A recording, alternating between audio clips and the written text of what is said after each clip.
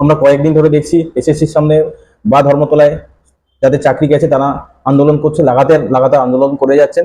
কবে থেকে? যবে থেকে সুপ্রিম কোর্টের রায় বেরিয়েছে তবে থেকে। আমরা দেখিনি তার আগে, যখন 2 বছর আগে থেকে কেস চলছিল তবে থেকে আমরা কাউকে রাস্তা নামতে দেখিনি। এনারা কি ভেবেছিলেন যে সব ঠিক হয়ে যাবে, সরকার সব ঠিক করে দেবেন? এই ভরসাতেই ছিলেন যে সব ঠিক হয়ে যাবে, যোগ্য অযোগ্য সব কাল গুলিয়ে যারা চাকরি পেয়েছি তারা সবাই থেকে যাব, কোনো চিন্তা নেই, সবাই আমরা সেফ। যখন দেখলেন না আমরা কেউ সেফ নয়, আমাদের কারোর চাকরি নেই, সেই সময় আপনারা কি করলেন? বেরিয়ে পড়লেন রাস্তায়। কখন বেরোলেন? যখন সুপ্রিম কোর্ট রায় দিয়ে দিয়েছে। যখন হাইকোর্টে কেস চলছিল সেই সময় আপনারা কেউ বেরোননি, কেউ প্রেশার করেননি এসএসসি কে যে আপনাদের যোগ্য যারা তাদের লিস্ট দিন, বা কারা যোগ্য তার একটা প্যানেলে বা আপনাদের পোর্টালে একটা নাম দেওয়া হোক।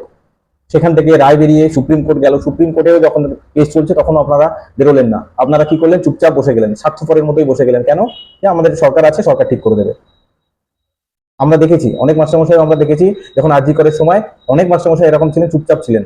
কারণ তারা ভেবেছিলেন আমার কিছু হচ্ছে না, আমি খুব ভালো আছি, আমার বেরোনোর দরকার নেই, বাবা আমার যদি কিছু হয়ে যায়।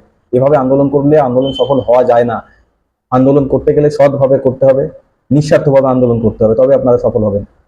এই ঘোলা জলে মাছ ধরার মতো আমরা সবাই সেফ, সরকার সেফ করে দেবে, যখন দেখছেন সেফ নই তখন আমরা বেরিয়ে পড়লাম। তখন আপনারা কি বললেন? নাগরিক সমাজ আমাদের পাশে দাঁড়ান।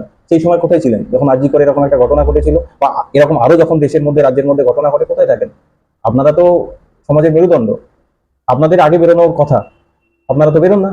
আপনারাই সব থেকে হয়তো বেশিরভাগ টিচাররা যারা আছেন তারা চুপচাপ থাকেন। কোনো আন্দোলনে আমরা সেইভাবে দেখি না আপনাদের সামনে থেকে আন্দোলনে নেতৃত্ব দিতে। যখন নিজেদের গায়ে পড়লো তখন আপনারা বেরিয়ে পড়লেন, এবং সেটা অনেক লেটে। যখন দেখলেন আর পড়ছে না, সরকার আর কিছু করতে পারছে না, তখন আপনারা বেরোলেন এবং সবার হেল্প চাইছেন।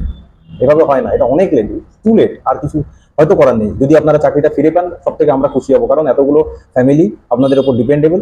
তারা ভালো থাকবে, তারা কিভাবে চলবে সেটা সবাই চিন্তা ভাবনা তাদের মধ্যে রয়েছে। আপনারা ভালো থাকলে আমরা ভালো থাকবো, সবাই ভালো থাকবো। কিন্তু এটা অনেক লেট হয়ে গেছে, অনেক লেট।